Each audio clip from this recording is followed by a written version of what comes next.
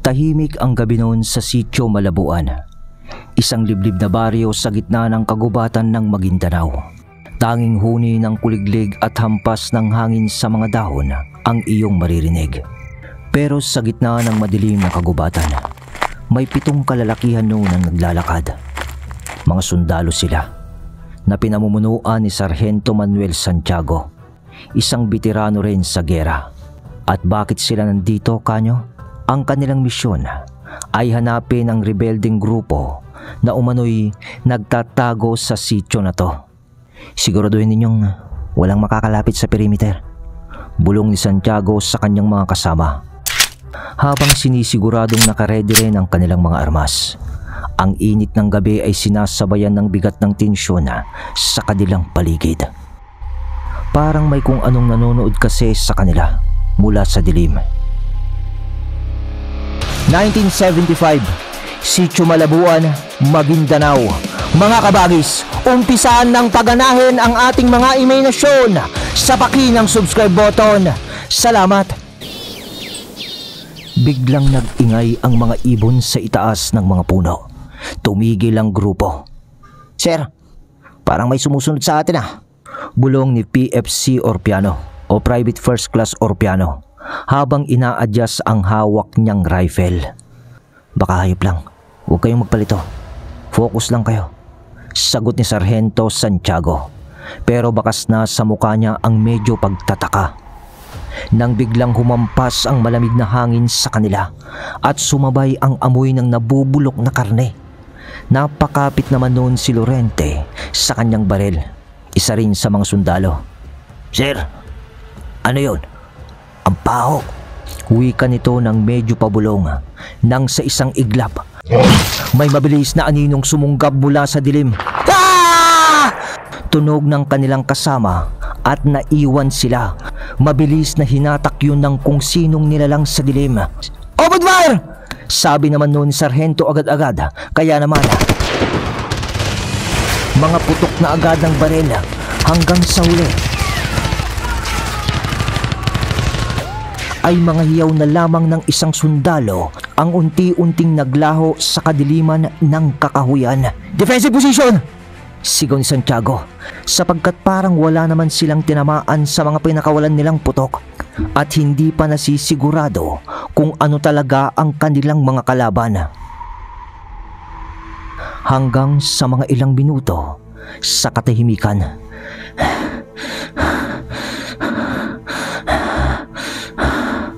tanging paghinga ng mga sundalo ang iyong maririnig habang nag-aabang sila ng pag-ataking muli ng mga parang aninong mga nilalang, sapagkat hindi mo yun agad makikita dahil sa bilis nitong kumilos. Hanggang sa sunod-sunod na naman na putok, pero wala silang tinamaan. Ang mga anino na parang tumatakbo ay ang bibilis na parang hangin lang na umiikot sa kanila. Sargento! Sargento! Mukhang napaka-imposible naman sa bilis nila. At bakit di sila pumuputok? Tanong ni Lorente na nasa tabi noon ni Sargento. Hindi ko alam, pero nawawala na naman ng isang kasama natin. Kaya isa lang ang ibig sabihin nito. Hindi na importante kung rebelde sila o kung sino man. Basta ang mahalaga, kalaban pa rin sila. Nang napatigil ulit ang putukan, pero may namatay na naman na isa sa kanila. Sumenyas naman noon ang isang sundalo. Napupunta ito sa isang pwesto ng puno. Hanggang sa pagtakbo lang nito, bigla na naman may sumanggab dito bago pa siya makarating sa puno. Ah! Huling sigaw na lang noon na narinig ng 4 pang natitira sa kanila. At muli, mga putok na naman ng barela na sunod-sunod na, hanggang sa huling putok na ni Sargento ng kanyang rifle ay nakita na lamang niya si Lorente at Orpiano. Nandilapan na ng napakalalaking aso ang itsura, ngunit nakatayo ang postura ng mga yun na parang sa tao. Naging tuod na lamang noon si Sargento sa nakita niyang brutal na pagkawala ng buong grupo niya. At sa mga ilang segundo, nakatayo siya na nakatulala. Nabitawan niya noon ang kanyang rifle dahil sa hindi siya makapaniwala sa mga lalang na nakikita niya sa kanyang harapan. Hanggang sa naglakad mula sa dilim ang isang taong aso na halos nasa 7 talampakan na ang tangkad sa postura nitong tao. At papalapit yon kay Sarhento na nooy tulala pa rin. Anong klaseng Manila lang ang mga to? Bulong-bulong niya sa sarili habang papalapit sa kanyang harapan mismo ang lalang. Ngunit habang naglalakad papalapit naman ang nilalang sa kanya, ay unti-unti namang naglalagas nun ang mga maiitim na makakapal na balahibo nito sa katawan. Tapos ay parang nababawasan na rin ang tangkad nito. Hanggang sa eksaktong nakalapit na ito kay Sargento Santiago, ay naging tao iyon na isang babae na hubad.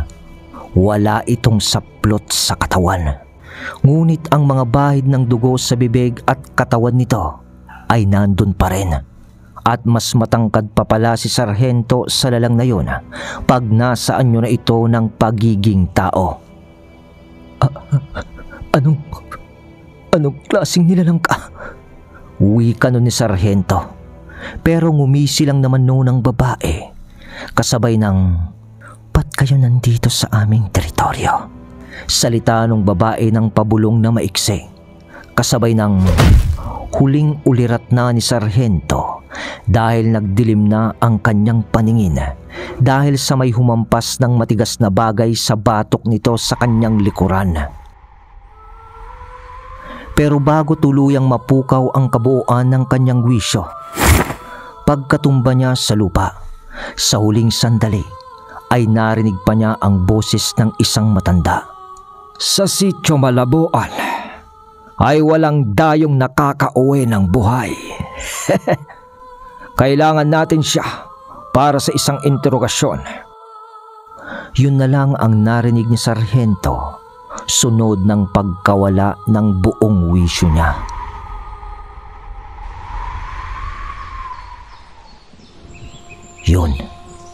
Yun ang unang nangyari sa mga unang sundalo na nangahas na pasukin ang Sitio Malabuan.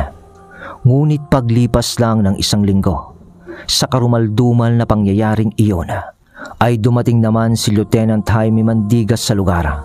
At dito palang magsisimula ang kalbaryo ng ating kwento. Umaga, at maliwanag noon ang langit nang makarating si Lieutenant Jaime Mandiga sa Sitio Malabuan o sa kagubatang nakapalibot dito. Nakasakay siya sa isang lumang jeep na bahagyang natatakpan ng mga putik mula sa talsik ng kahabaan ng baku-bakong daan. Kasama niya ang kanyang 2 tauhan, sina Corporal Bartolome at Private de la Cruz, na parehong tahimik habang pinagmamasdan ang makapal na gubat. Dahil sa kanilang paningin ay napakamisteryoso ng malawak na kagubatang ito. Tahimik, ngunit parang tumatagos sa iyong pakiramdam ang esensya ng pagkamisteryoso ng lugar. "Sir, sigurado ka bang ito ang tamang lugar?" Tanong ni Bartolome habang hinahaplos ang hawak niyang rifle. At napapansin niya ang kakaibang katahimikan ng lugar. Dahil gubat nga iyon na animoy walang anumang hayop o ibon na gumagalaw. At banayad lang na ihip ng hangin ang mararamdaman mo. "Oo, dito raw huling namataan ang grupo ni Sargento Santiago," sagot ni Jaime habang inaayos ang mapa sa kanyang kamay. At, "Tara na, tignan natin yung sityo." Aya na ni Teniente. Sumunod naman noon ang 2 at pinasok nga ang kagubatang iyon na medyo bulubundukin lang naman, pero hindi naman kataasan ng mga lupa. Malayo pa kasi ang sityo mula sa pinagbabaan nila.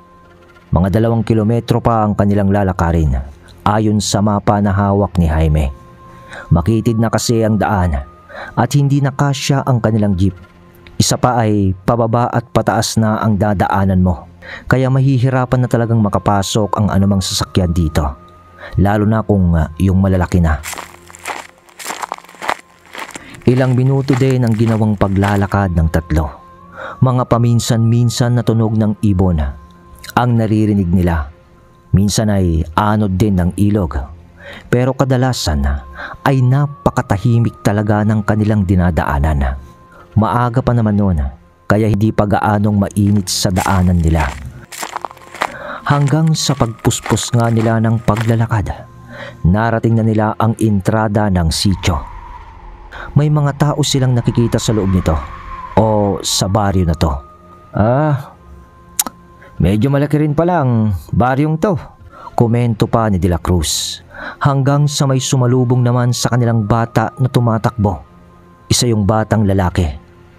Nakangiti iyon, ngunit alam nyo yung parang scripted na ngiti. Kumbaga, pilit na ngiti. Yung tipong maaaninag mo ang kaplastikan sa mga mata nito. Ganon, parang yung nagpapanggap na tsismosang kapitbahay mo. Hindi naman nung nagsasalita ang bata pero nakangiti lang. Ngunit sa ilang segundo ay dumating din ang isang matandang lalaki na may hawak na tungkod. Nakangiti rin ito sa kanila, ngunit malanay ang mga mata nito na parang walang emosyon. Ibig sabihin, pilit din yung ngiti niya. Parang yung kasama rin nung kapitbahay mong tsismosa. O marites na ngayon kung tawagin. Pero pansin din ni Jaime sa nakangiting matanda ang pagiging alisto ng mga mata nito na tila nagmamasid sa bawat galaw nila o sa kapaligiran nila. Magandang araw, mga magigiting na sundalo. Ano ho bang maipaglilingkod namin? Hayaan niyong ipakilala ko ang aking sarili. Ako ho si Kawalay, ang siyang ingkong o pinuno ng baryong ito. Bati noon ng matanda na nakangiti. Nagkatingin-tinginan naman noon ang tatlo, si Mandiga, De La Cruz at Bartolome, sabay ng kanilang bahagyang pagngiti sa matanda. Magandang araw din ho, ingkong, sagot ni Jaime. Pero nilalabanan ang kakaibang kilabot na hatid ng presensya ng matanda. Para kasing may kakaiba sa matanda na yon at mukhang napaka-weirdo. Pero tinuloy na lang ni Jaime ang pagkausap dito. Ako ho si Teniente Jaime Mandiga. Ito po si De La Cruz at Bartolome. Didiretsuhin ko na kayo, ingkong, kung yun ang tawag nila sa inyo dito. May hinahanap ho kaming grupo ng mga sundalo na pinamumunuan ng isang Sargento Santiago. Gusto lang sana naming magtanong kung may impormasyon ba kayo tungkol sa kanila o nakakita ba kayo ng ibang sundalo dito. 1 linggo na ho ang nakakaraan. Sa tanong na yon ni Jaime, nagbago na lang ang ekspresyon ng muka ni Kawalay. Sabay parang tapik niya ng bahagya sa dulo ng tungkod nitong dala sa lupa. Tumakbo naman agad noon ang bata papabalik sa loob ng kanilang baryo.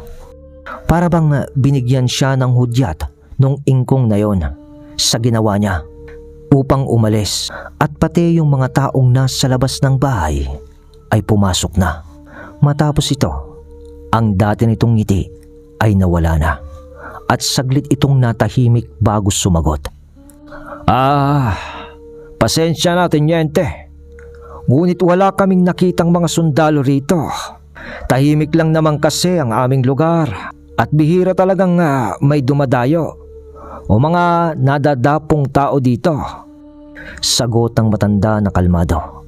Ngunit parang di nun kontento sa sagot ng matanda o ni Kawalay si Jaime, dahil sa makikita mo naman sa tao kung talagang nagsasabi ito ng totoo o nagsisinungaling. Lalo na't kasama sa trabaho nila Jaime ang mangilatis din ng tao. Hindi nun sumagot si Jaime agad at tahimik lang naman ang dalawang kasamaan nito. Sumulyap ito sa paligid. Nang napansin niyang ang mga bahay sa sitio ay lumang-luma na ang itsura at yari yun sa mga kahoy. Ngunit tila wala ng mga taong gumagalaw. Kanina lang, nung pagdating nila, ay may mga ilan-ilan pa naman silang nakita. Ngunit ngayon ay kakaiba na ang atmosfera. Parang pinapanood na sila ng mismong lugar. Dahil oo nga't wala ng tao sa mga bakuran o sa paligid ng sitio. Pero, buddy, walang tao. Pero bakit parang may mga mata sa bawat sulok na nagbamasid sa atin? Bulong naman ni De La Cruz kay Bartolome. Tumangulang naman nun si Bartolome, kasabay ng paghigpit ng hawak niya sa kanyang rifle. Sir, anong ibig sabihin nun? Tanong naman ni Bartolome, nasingit sa pag-uusap ni Jaime at nung ingkong. Sabay turo nito ng isang malaking tipak ng bato na nasa buka ng entrada ng sitio na may mga nakaukit na makalumang baybayin dito, o petroglyph kung tawagin, mga nakaukit na parang magulong larawan o panitikan. Yan ba, Ginoo? Mga lilok lang yan ng mga ninuno namin na naging pamana nila dito sa sitio. Alam mo naman tayong mga tao ay mahilig sa abu-abubot. Yung matanda yung sumagot. Ganun ba, Ingkong? Kung gayon, pwede ho ba kaming tumuloy sa inyong sitio para makapagpahinga lang ng konti bago kami umalis? At kakain din lang kami ng agahan. Hindi pa kasi kami nag-aalmusal. Pasakali lang ni Jaime, pero ang totoo nun ay gusto lang niyang makita ang buong palibot ng baryo, sapagkat bago naman sila kasi pumunta doon na tatlo ay may intel na sila sa lugar na maaring kupkupan daw ngayon ng rebelde ang sityong ito, at may narinig pa nga sila tungkol sa aswang sa sityo na ito. Kaso lang hindi sila masyadong naniniwala, kaya nga wala ring tiwala si Teniente Jaime sa pinagsasabi ng matanda. Sige, pumasok kayo, Teniente, at magpapahanda ako ng pagkain para sa inyo. Aya naman nung ingkong. Ngunit, wag na ho, Ingkong. May baon naman kami. Kahit masisilungan lang para kumain, ay ayos na kami doon. Sagot naman ni Jaime. At tuluyan na nga nilang pagpasok sa sitio Malabuan.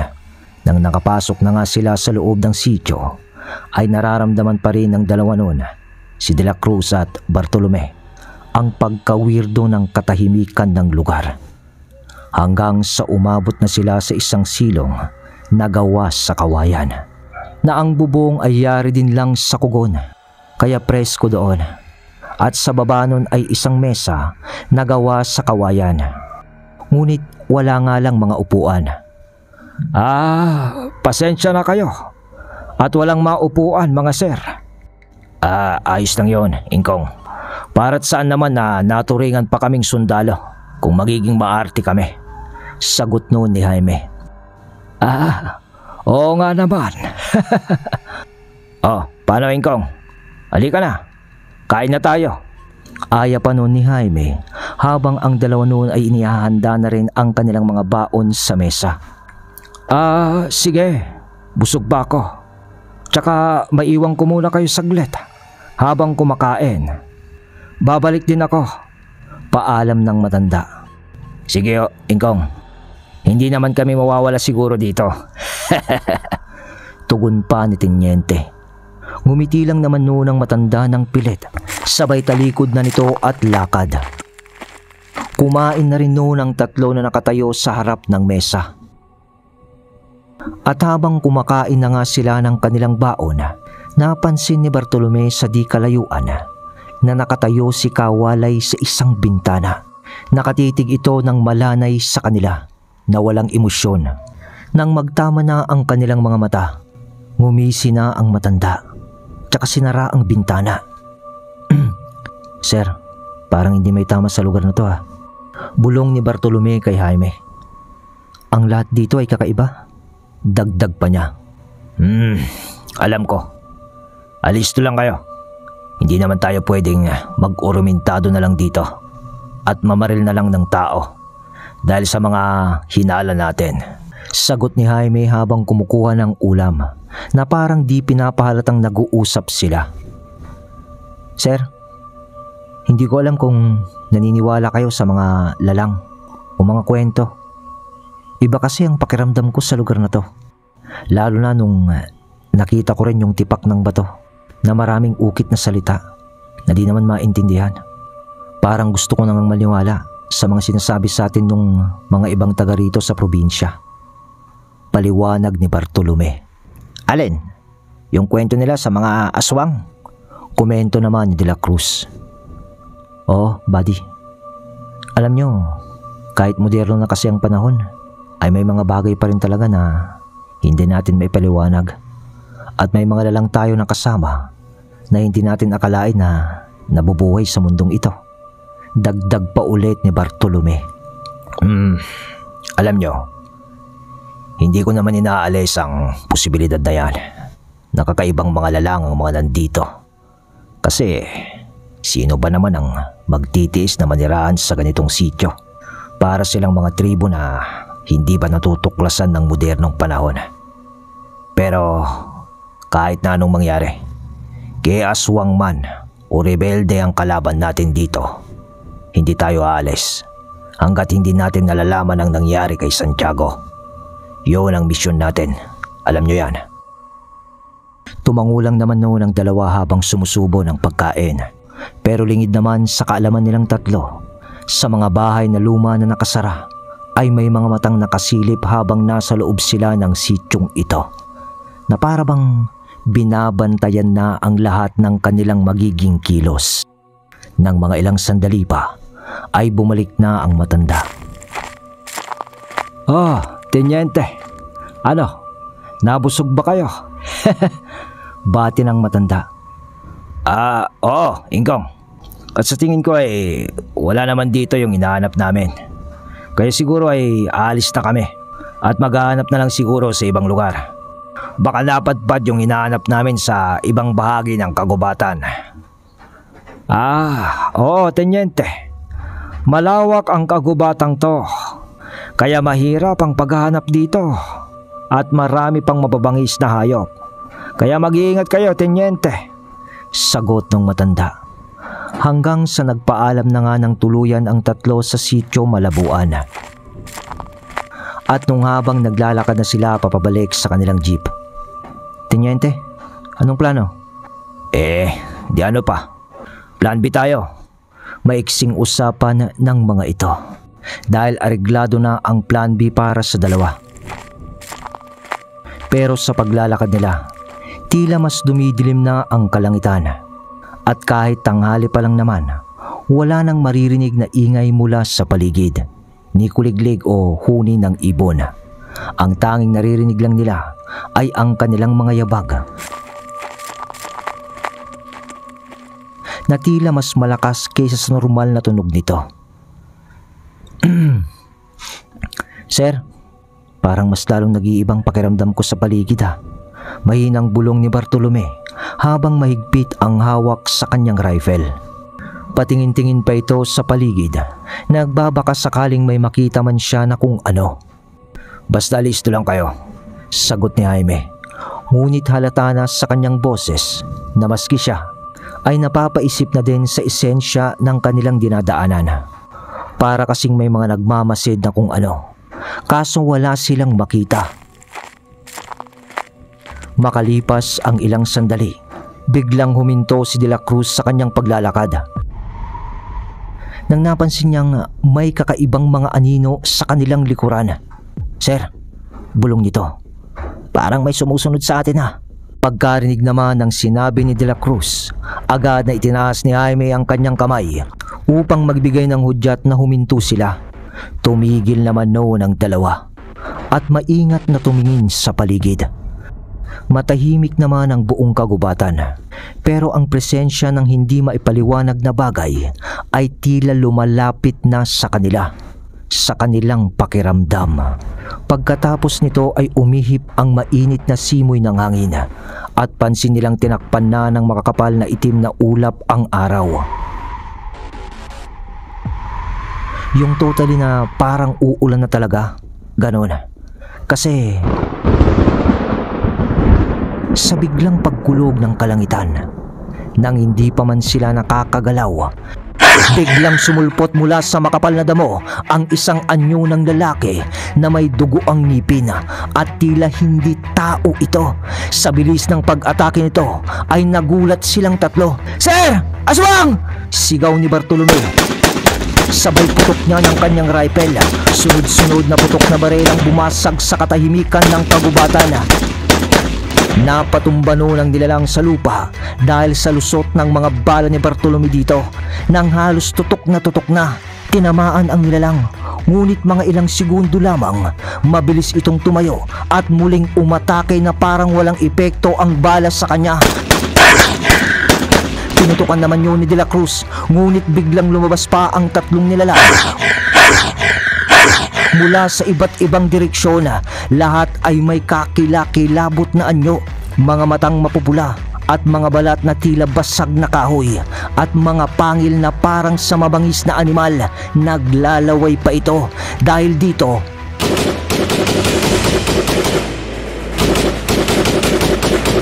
putok din ni Teniente ng rifle niya. Alam nilang tinatamaan nila ang mga yon. Ngunit sa pagbangon ng mga ito, biglang sumalida ng mabilis ang mga lalang at nanakbo sa matataas na damo. "Position! Position! Defensive circle!" sigaw ni Jaime. Habang maingat na umaatras ang grupo, tumayo sila ng magkakatalikod upang bantayan ang lahat ng anggulo sa daan sa kanilang paligid.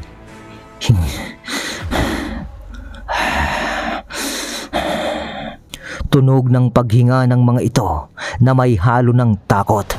"Sir, sabi ko na totoong mga aswang," wika pa noon ni Bartolome. Hindi na lang umimik noon si Jaime at De La Cruz. Dahil sa satarin ng buhay nila, ay ngayon din lang sila nakakita ng mga ganoong nilalang. Partida. Hindi paggabi ito, pero sumasalakay na sila ng "Move! Move!" utos ni Jaime. Lumakad sila noon na nasa circle position para mabantayan ang bawat sulok na panggagalingan ng mga lalang na yun. Bilisan pa natin, utos ulit ni Jaime. At binilisan nila ang paglalakad na nasa circle position pa rin. Wala namang problema yon sa kanila dahil nga na-train sila para sa ganoong kumbate, hindi nga lang para sa mga aswang. Pero halos 5 minuto na noon ang lumipas nang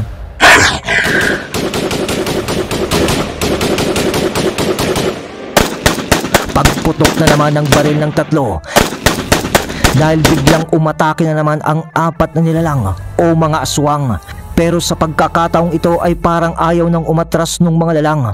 Hubad ang pang-itaas na damit ng mga ito na naglalaway ang kanilang mga bunganga na parang mga asong ulol. At sa paglilipa na ng tingga ng tatlo sa mga yon, natitigilan naman ang mga aswang dahil sa pagtama o impact ng bala sa kanilang katawan. Natutumba pa nga ang mga ito, ngunit wala. Muli lang silang bumabangon at sumusugod hanggang sa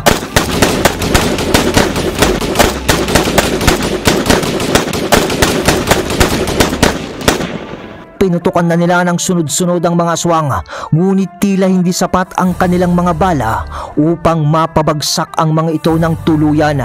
Ang bawat pagtama ng bala ay parang naglalagay lamang ng galos sa mga yon, ngunit hindi ito nakakapatay. Kaya load ulit nila ng kanilang magasin. Sir! Hindi tumatalab ang bala natin!" sigaw ni De La Cruz habang patuloy na nagpapaputok. Conserve yung emo!" sigaw ni Teniente. Target dead! Utos ni Jaime. Ulo na ang gustong putukan ni Jaime. At pagbangon ng mga lalang ulit,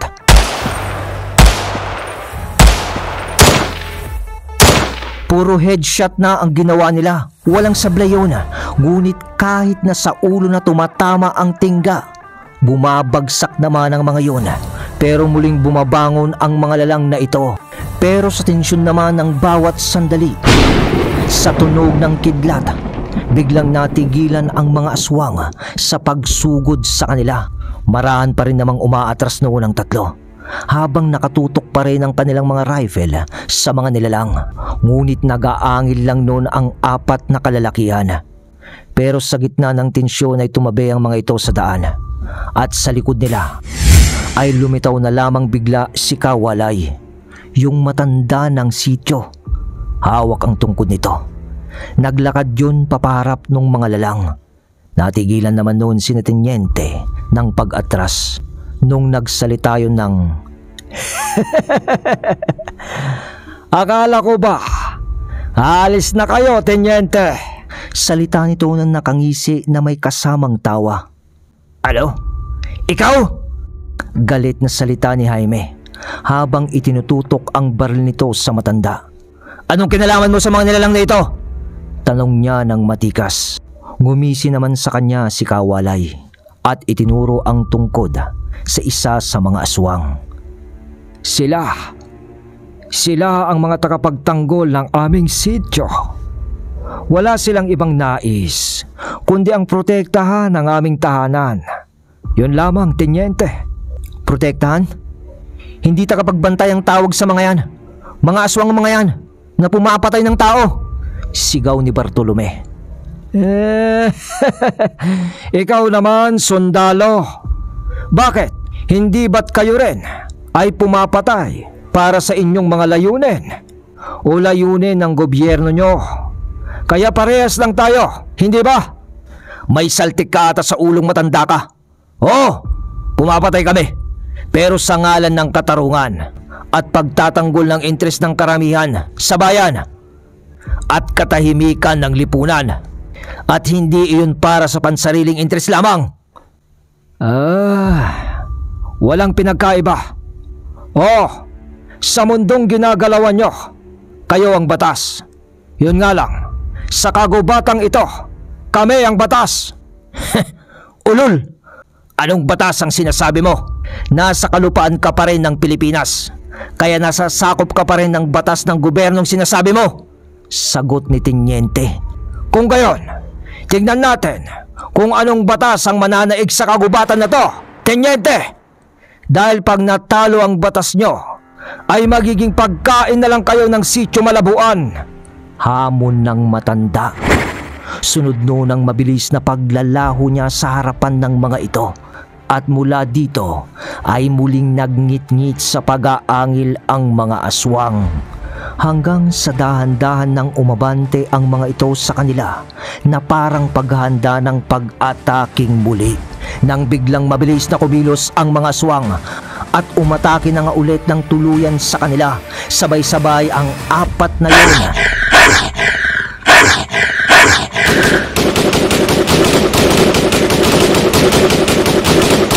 Sa kabila naman ng pagod nila Teniente, patuloy na nilabanan ng 3 sundalo ang mga nilalang.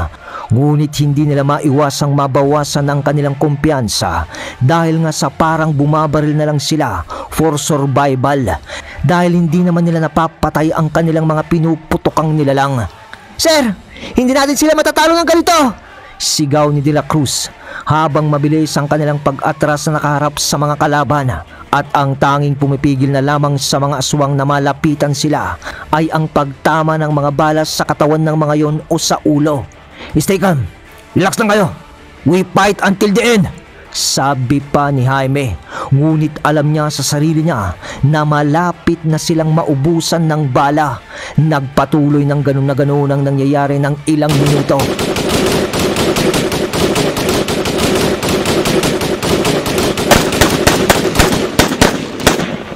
Hanggang sa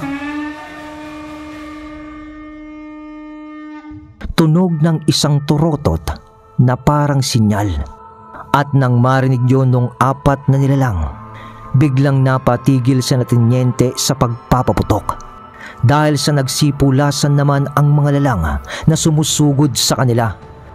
Kaya naman ay, "Men, bilisan nyo! Sa jeep na tayo!"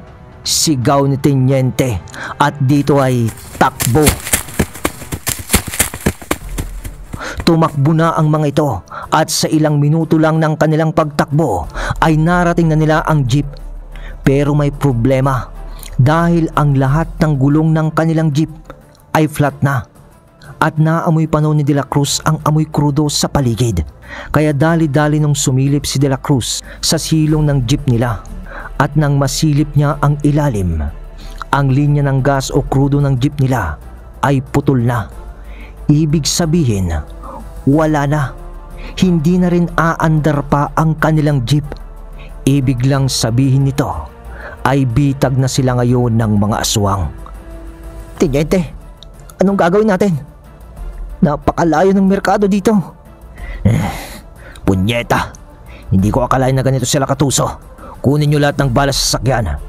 Lahat ng pwedeng magamit para panlaban sa mga aswang na yun. Yung radyo natin, nandyan pa ba? Baka pati yun ay nakuha nila. Wika ni Teniente. Pero sa kabutihang palad ay hindi naman nagalaw ang radyo nila. Kaya naman kumonekta agad sila noon sa pinakamalapit na kampo na pwede silang makahingi ng tulong. At suniswerte pa rin sila kahit papano. Dahil inaasahan nilang darating din ang tinawag nilang backup. Yun nga lang ay baka gabihin na ang mga yun. At pagkatapos nito ay naghanda na ang tatlo. Tara, babalik na lang tayo para sa plan B. Umpisan na nating maglakad. Nagdesisyon noon si Teniente na lakarin na lang ang daan papauwi. Ngunit alam naman nilang nag-aamba pa rin ang panganib sa kanila ng mga oras na yon. Hindi na rin noon natuloy ang ulan at lumiwanag pa nga ang kalangitan. Ngunit masyado pang malayo ang lalakarin nila Teniente. Kaya't sumatotal ay ayaw man nilang abutin ng gabi sa daan ay mangyayari pa rin iyon.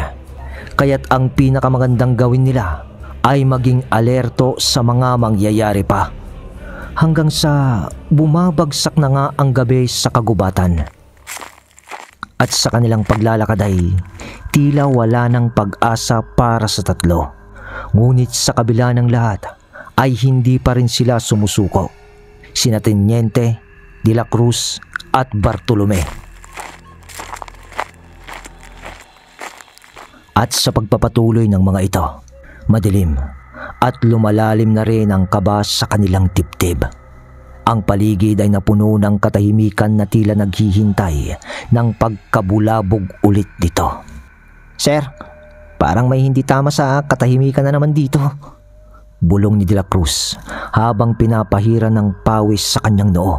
Alerto kayo, huwag kayong pipitik-pitik ng pag-iingay. Sagot ni Jaime na hawak pa rin ang barel at palingalinga rin sa paligid. Nang ilang hakbang pa lang ang kanilang nalalakad sa kanilang pagpapatuloy, natigilan sila nang nakita nila ang tipak ng bato. Alam nyo yung nakita ni Bartolome at De La Cruz kanina na bato na may petrogrip? Yun, yung may mga ukit na letra na parang galing sa makalumang guho. Ngunit sa pagkakataong ito ay nagniningning na ang mga ukit sa batong yon na parang nagniningas na mga baga. At nung inilibot nila ang kanilang mga mata sa paligid, anong nangyari? Bakit bumalik tayo sa lugar na to? Ito ang sitio Malabuan. Sunod na salita naman noon ni Bartolome kay Teniente. Pagkatapos nito ay agarang handa ng kanilang mga baril nang parang may mga anino sa dilim mula sa baryo na papalapit na sa kanila. Hanggang sa, akala ko ba ay aalis na kayo, Teniente? Sambit ng isang boses ng matanda, kasabay ng paglitaw ni Kawalay mula sa dilim. At hindi na nito hawak ngayon ang tungkod niya. Bagkus ay habang papalapit ito sa tatlo, ay unti-unti nang nagbabago ang anyo nito at parang lumalaki na ang pangangatawan noon. At tumatangkad pa hanggang sa mga ilang sandali lamang sa pagtigil nito sa paglalakad ay tuluyan na ring nakumpleto ang pagpapalit nito ng anyo. At isa yung maitim na napakalaking aso na nakatayo sa bukana ng sitio Malabuan.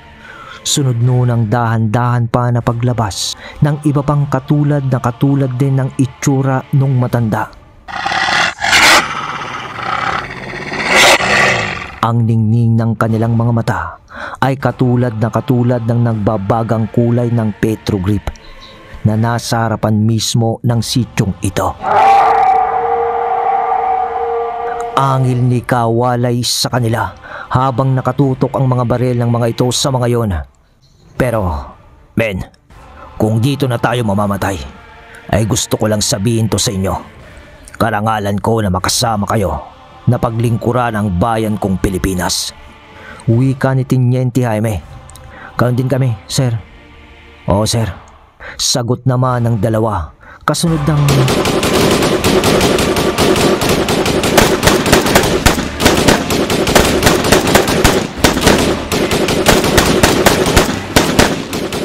Sunod-sunod na pagputok ng mga ito sa mga lalang, ngunit agarang napukaw naman noon ang mga kalaban sa kanilang harapan. Dahil dito ay umatras muli si Teniente ng pagtakbo dahil alam nilang panandali ang oras lang ang maibibigay sa kanila ng kanilang mga bala bago makabangon ulit ang mga tinamaan nila. Kahit nagulong-gulo noon ang kanilang isipan kung bakit papano silang bumalik sa bukana ng baryong iyon o ng sityo, na ibig sabihin ay naaksaya lang ang oras ng paglalakad nila papalayo sa lugar. Useless kumbaga. At sa pagtakbo nga nila ulit papalabas ng kagubatan, ay tatalikod, haharap, titignan ulit ang paligid at ang kanilang harapan. Ganun na ganun ang ginawa nila para mabantayan nila ang anumang pagsulpot o pag-atake ng mga lalang o ng mga aswang sa sityo Kalabuan.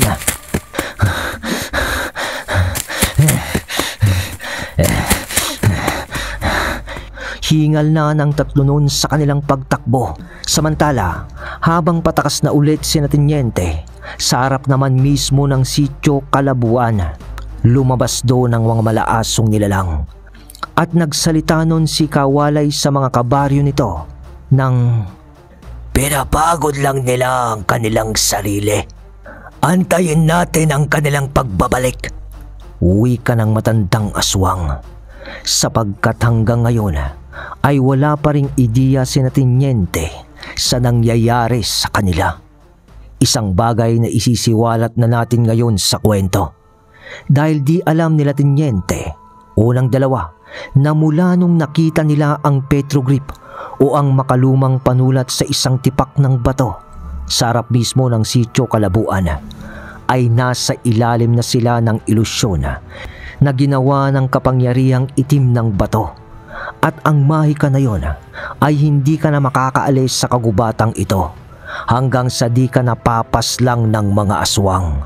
Sapagkat kahit sa pilit mong lumayo sa lugar, ay babalik at babalik ka pa rin sa sityo Kalabuan. Dahil sa ilusyong mahika ng botong ito ay magpapaikot-ikot ka lang sa lugar. Pero ang mangyayari ay babalik at babalik ka rin mula sa iyong pinagmulan o ang pinagmulan ng ilusyon. At yun ay ang tipak ng bato mula sa guho.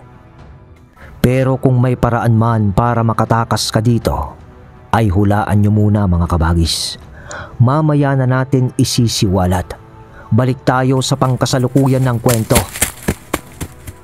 Nagpatuloy noon sa pagtakbo ang tatlo at kahit iniinda na nila ang pagod ay hindi naman sila tumigil sapagkat nagbabaka sakali pa rin sila na may dumating na backup bago pa sila mamatay sa kagubatang ito.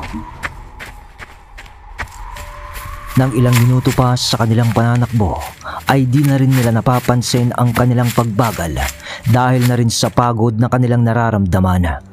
At nung pansin nilang wala namang humahabol na sa kanila, paminsan-minsan ay paglalakad na lamang ang kanilang ginagawa upang makabawi naman ng lakas ng konti. Makitid pa rin na daan ng kagubatan ang kanilang binabagtas at ang dilim ay tila sumasakal sa kanilang pag-asang makalayo sa lugar, na parang ang bawat hakbang ay nagdadala ng bigat sa kanilang sitwasyon. Sir, ilang kilometro pa ba bago tayo makalabas dito?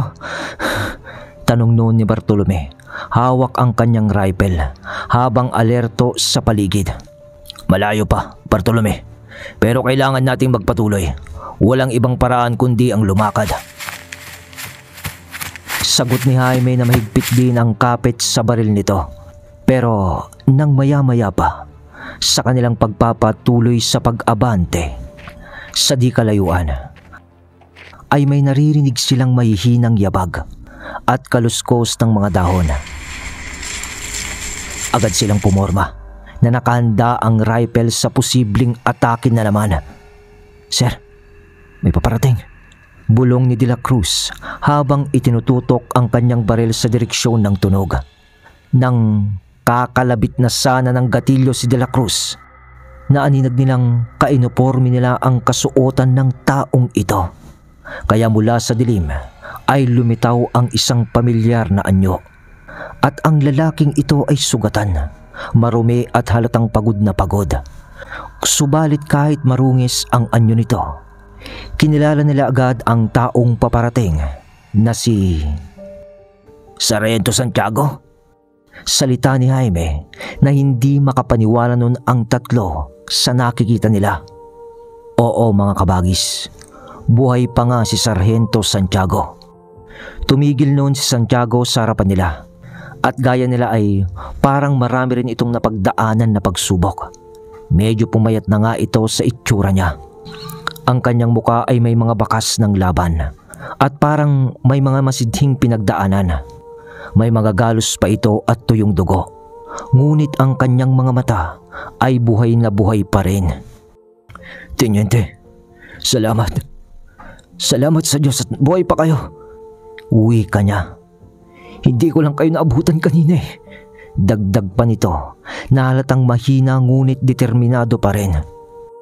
"Sargento, sa mga nakita namin dito ay akala din namin ay patay ka na kasama ang grupo mo." Patay na nga silang lahat. At ako na lang ang natitira dito. Patay na si Lorente. Patay na rin si Orpiano. Lahat sila ay pinatay ng mga aswang na yon. Paglalahad nito na tumutulo ang luha sa lupa, kasabay ng pagkaluhod niya. Tinapik naman ng tatlo ang magkabila ang balikat ni Santiago, tanda ng pakikiramay. Dahil ngayon din lang nila nalaman na patay na pala ang mga tauhan nito. At dito na rin naila ni Sargento na nabihag siya ng mga halimaw ng baryong iyon. At kakatakas lang niya noong umagang bumisita si Teniente sa sitio. Dahil mula daw sa isang bahay doon na gawa sa tabla kung saan nakakulong si Sargento na may busalang bunganga, ay nasilip pa niya ang tatlo nung kumakain sila sa isang silong ng sitio.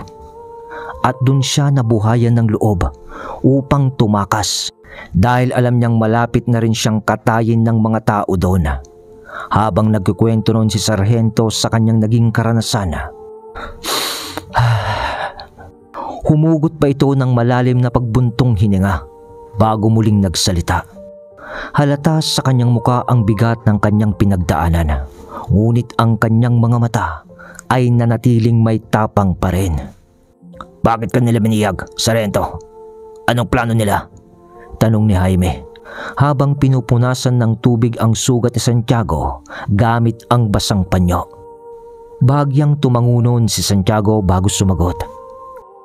"Nang masalubong namin ng mga aswang nung unang gabi ng misyon namin, akala ko katapusan na namin lahat.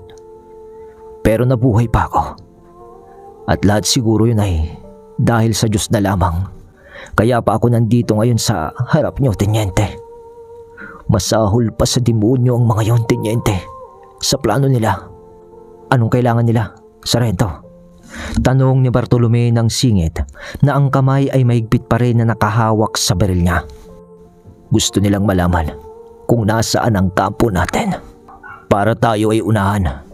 O di kaya naman ay gusto nilang dalhin ko ang lahat dito upang sa ganun ay malipol nila tayo sa kagubatang ito." Paliwanag ni Santiago na ang tinig ay may galit at takot. "Pero kahit ilang araw nila akong pinahirapan, hindi ko sinabi. Pero hindi rin nila sinuko ang paniniwala nila na masisira nila ang buong pagkatao o moralidad ko bilang isang sundalo. May leader sila na mas tuso kaysa sa karaniwang aswang. Si Kawalay. Siya ang nag-utos na wag akong patayin kaagad. Hinayaan niya akong magutom, magdusa, at marinig ang mga sigaw ng iba pang biktima. Pagkatapos ay kinausap niya ako gabi-gabi at sinasabing pwede niyang tapusin ang paghihirap ko sa isang kondisyon. Anong kondisyon? Usisa naman ni De La Cruz na pilit na pinipigil ang galit sa naririnig. Sinubukan nila akong kumbinsihin na dalhin ang iba pang sundalo sa sityo. Sagot ni Santiago. Sinabi nilang pwede kong iulat na ligtas ang lugar na to. Kapag nagdala ako ng tropa, kakaidin nila ang lahat at pinangakuan ako ng kalayaan kapalit ng panluloko sana sa inyo. Pagkatapos masabi yun ni Santiago, tumayo siya at tumingin ng matatag kay Jaime. Hindi ko magagawa iyon, Teniente. Hindi ko kayang ipagkaluno ang mga kasamaan natin, kahit pa ang kapalit ay buhay ko. Kaya mas pinili kong maghintay ng pagkakataon na makatakas. At nung araw nga na dumating kayo, doon ako nagkaroon ng lakas ng loob. At alam kong may laban pa tayo, Teniente.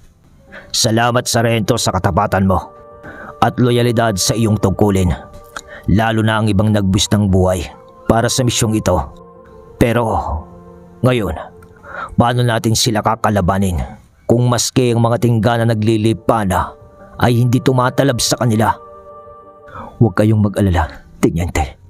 Sa isang linggo na natili ako doon, ay natuklasan ko na ang pwedeng gawin para tuluyan nating malipol ang sityo Malabuan na pugad ng mga aswang. Siguradong sagot ni Sargento Santiago. Kung ganoon, kailangan naming malaman ang lahat ng pwede mong sabihin o impormasyon na nalalaman mo. Nag-usap pa noon ng mga sundalo at doon na rin nila nalaman nila, Teniente, na ilusyon o isang mahika ang nangyayari sa kanila sa biglang pagbalik-balik nila sa sityo. Matapos ng kanilang usapan ay kumilos na ang apat.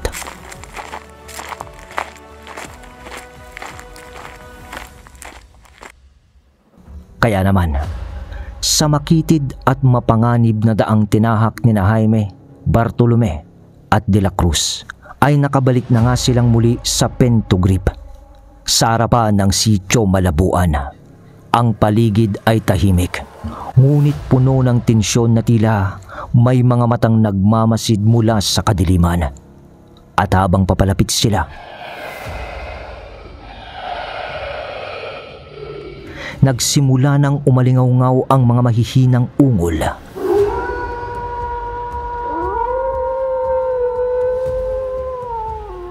At pag-alulong mula sa kakahuyan. Sir, gaya nga ng sinabi ni Sargento, bantay niya ng mga aswang na to ang bato, sabi ni Bartolome habang naglalakad silang tatlo, dahil nakita nilang pumapalibot naman na ang mga aswang sa bato at tinatakpan nila ito. Alam ko, kaya maganda kayo. Wala nang atrasan to. Sagot ni Jaime na ang tingin niya ay nakapako sa liwanag ng buwan na tumatama sa bato sa di kalayuan. At sa sandaling nasipat naman nila ang bato na Pentugrip, lumitaw pang muli sa dilim ang iba pang mga aswang. Nagaangil ang mga yun na parang gutom na handa na silang lapain. Defensive position! Form a triangle! Sigaw ni Jaime. Agad na pumwesto ang tatlo na magkakatalikod habang itinututok ang kanilang mga rifle sa mga papalapit na nilalang. Nang pagsugod ng biglaan ng isang aswang, pero mabilis na naitaboy ng bala iyon mula kay Bartolome. Down! Sigaw niya habang ang katawan ng halimaw ay bumagsak na sa lupa, subalit mas marami pa ang paparating. Suppressive fire! Keep them away! Utos ni Jaime. Ipinutok nila ang kanilang mga baril ng sunod-sunod, ngunit naka-single shot lamang sila dahil sa pagtitipid pa nila ng kanilang mga bala.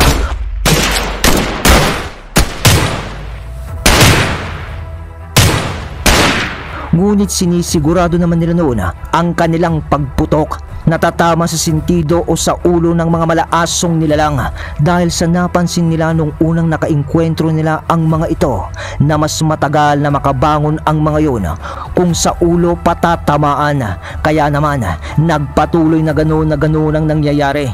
Ngunit habang nasa triangle position silang tatlo ay sabay-sabay naman ang mga itong naglalakad habang nagpapaputok paabante at binabantayan ang bawat anggulo kung saan gagaling ang pagsugod ng mga aswang. Ginagamit kasi ng mga yun ang kadiliman sa pagtatago bago ang pagsulpot ng mga ito ng pasunggab hanggang sa Teniente! Wika nung matanda na hindi na rin masyadong makilala noon ni Teniente dahil nga sa kaparehas lang naman niya ng itsura ang iba pang aswang. Biglang bumangon yun dahil isa na pala ito sa kanilang pinuputukan sa ulo. Akala ko ay aalis na kayo, Teniente. Ulit niya na naman ng linya nito sa kada darating umagkikita sila nito. Hindi kami aalis dito hanggat hindi namin kayo napapatay, tugon ni Jaime. Alam mo bang may kasabihan dito na ang makakarating sa Sitio Malabuan ay malabo na ring mabuhay? Wika pa ni Kawalay habang nag-aangil ito na naglalakad papalapit kina Jaime. Pero ulol! Salita ni Teniente pagkatapos niyang puntiryahin ang gitna ng noo nito. At doon ay muling natumba ang matanda. Tuloy ang misyon! Sigaw ni Teniente at nagpatuloy sila sa triangle position na umaabante. Putok dito, putok doon, pag-aangil at biglang sugod naman ng mga aswang sa kanila. Ngunit manatiling matatag si Teniente sa kanilang layunin ng mga oras na yun hanggang sa hindi na namalayan ng mga aswang na unti-unti nang nagagawa nila Teniente ang kanilang plano. Dahil ngayon ay sila na ang nasa harapan ng sitio na malapit sa Pentogrip o yung tipak ng bato ng baryo. Ngayon ay parang sila na ang nagbabanday dito na di naman nahalata ng mga aswang na nabaliktad na ang posisyon nila ng Sargento! Sargento! Ngayon na! Sigaw ni Teniente. Mabilis naman noon na lumitaw si Sargento Santiago mula sa kadiliman. Hawak ang best nito ng mga granada at pagtakbo nito papalapit sa tipak ng bato o ng Pentogrip. Pero sugod! Sugod! Ang bato natin! May binabalak sila! Sigaw ni Kawalay kasabay ng pagtakbo din nito upang ampatin si Sargento. Sumugod naman noon ang mga aswang ng sabay-sabay. Open fire! Sigaw naman ni Teniente na iniba ang mode ng kanilang mga barel sa automatic.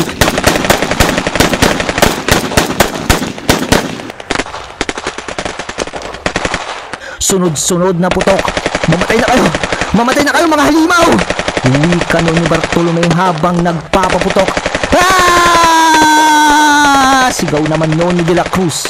Nagigil na pinapaputukan ang mga aswang. Samantalang pinuputukan naman noon ni Teniente ang matanda upang mapigilan ito sa paglapit kay Sargento. Hanggang sa ilang segundo, narating na ni Sargento ang bato at itinali niya noon ang vest ng granada dito. At habang ginagawa yun ni Sargento, defensive perimeter! Sigaw ni Teniente Jaime ng De La Cruz! Sa kaliwa mo! Sigaw ni Bartolome, sabay putok ng kanyang rifle upang iligtas si De La Cruz mula sa aswang na halos sumunggab na sa liig nito. Salamat!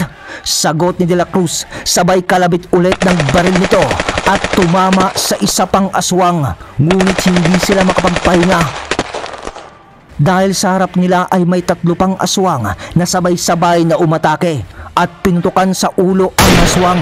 Headshot yun! Headshot! Target neutralize! Sigaw niya, ngunit ang 2 pang aswang ay tumutok kina De La Cruz at Bartolome. Tutok nila ng tutok, ngunit naubusan na sila ng bala. Samantalang malapit na noon si Kawalay kay Sargento at tapos na niyang itali ang vest nito. Sabay tanggal niya ng pin ng mga granada. Ginamit naman ni De La Cruz ang kanyang combat knife. Sinaksak niya ng sinaksak ang aswang na halos nakakapit na sa braso niya. Samantalang si Bartolome naman ay mabilis na humugot ng isa pang granada at inihagis nito sa kumpulan ng mga aswang. Tumilapon ang katawan ng ibang aswang, ngunit sukol na sila noon ng iba pa dito. Tapos ay hablot naman ni Kawalay kay Sarhento at tumilapon sila papalayo sa bato at pagbagsak nila sa lupa. Kampalasan! Uwi ka ng matanda, kasabay ng pagtarak niya sana ng kuko nito sa liig mismo ni Sarhento. Pero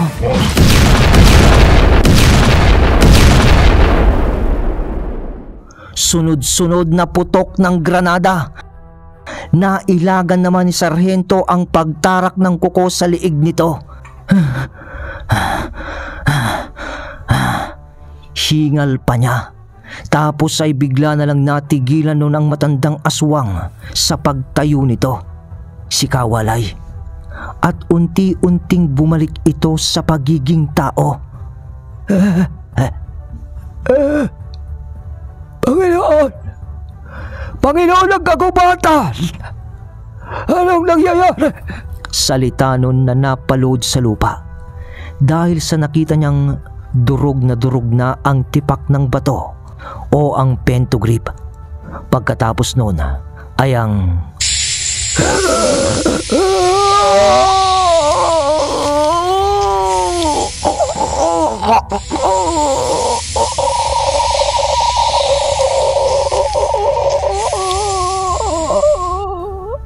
tunog nito at nakita ni Sarhento ang pagpayat ng katawan nun o pag-impis, kasunod ng pag-usok ng tenga, bunganga at ilong na para bang nasusunog ang loob ng kalamnan nito. Hanggang sa pagtaob nito sa lupa ay nadurog na lang yun at naging pinong-pinong mga baga ang katawan nito na tinangay na lang ng alimpuyo ng hangin. At lahat na ng mga taga-sityo Malabuan ay ganun na rin lang ang nangyari ng sunod-sunod sa kanilang mga katawan.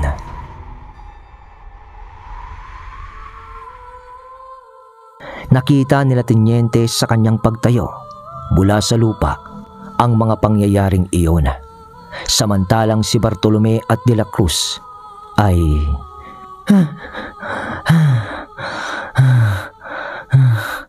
Teniente, panalo na ba tayo? Tanong ni Bartolome na nakahiga sa lupa. Mukhang tapos na nga ang misyon natin dito. Sagot naman ni Jaime nang habang nakatingala naman si De La Cruz sa kalangitan habang nakahiga pa ito sa lupa. Di niya alam kung guni-guni lang niya yung naririnig nito, ngunit parang tunog yun ng helicopter. Hanggang sa tumapat na yun sa area kung nasaan sila. At may dumating pa na mga ibang sundalo na rin sa baba. Teniente! Ayos lang kayo! Uwi ka nun ng isa pang sundalo sa pagdating nito. Hingal na hingal noon ang apat sa pagod na kasamang iniinda ang mga galos nila sa labanan. Ngunit alam nilang tagumpay na sila. Dahil sa pagsira nila ng pentogrip ay natuldukan nila ang kapangyarihan ng mga aswang sa lugar na iyon. Ngunit kasabay naman nito ay nagbigay pugay sila sa mga namatay nilang kasama.